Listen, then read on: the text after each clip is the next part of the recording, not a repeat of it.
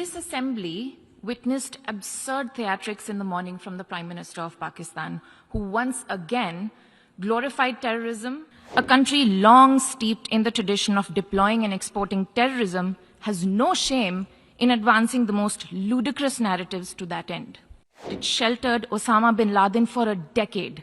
Its ministers have just recently acknowledged that they have been operating terrorist camps for decades.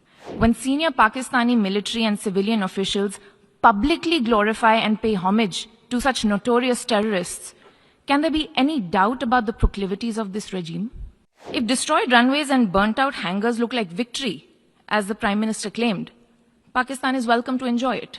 Pakistan must immediately shut down all terrorist camps and hand over to us terrorists wanted in India. Mr. President, this assembly witnessed absurd theatrics in the morning from the Prime Minister of Pakistan, who once again glorified terrorism that is so central to their foreign policy. However, no degree of drama and no level of lies can conceal the facts.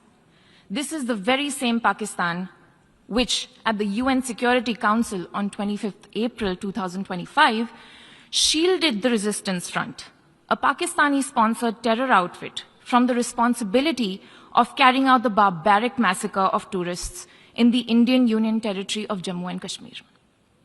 Mr. President, a country long steeped in the tradition of deploying and exporting terrorism has no shame in advancing the most ludicrous narratives to that end. Let us recall that it sheltered Osama bin Laden for a decade, even while pretending to partner in the war against terrorism. Its ministers have just recently acknowledged that they have been operating terrorist camps for decades. It should come as no surprise that once again this duplicity continues, this time at the level of its Prime Minister. A picture speaks 1,000 words, and we saw many pictures of terrorists slain in Bahawalpur and Muridke terror complexes by Indian forces during Operation Sindoor. When senior Pakistani military and civilian officials publicly glorify and pay homage to such notorious terrorists, can there be any doubt about the proclivities of this regime? The Prime Minister of Pakistan also advanced a bizarre account of the recent conflict with India. The record on this matter is clear. Till 9th May, Pakistan was threatening more attacks on India. But on 10th May, its military pleaded with us directly for a cessation to the fighting.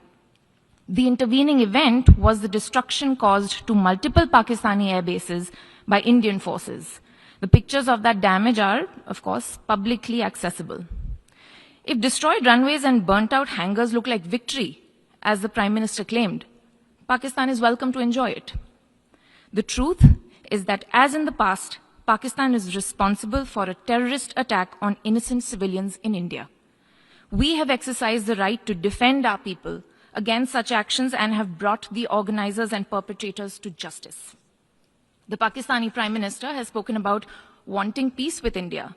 If he is indeed sincere, the pathway is clear. Pakistan must immediately shut down all terrorist camps and hand over to us terrorists wanted in India.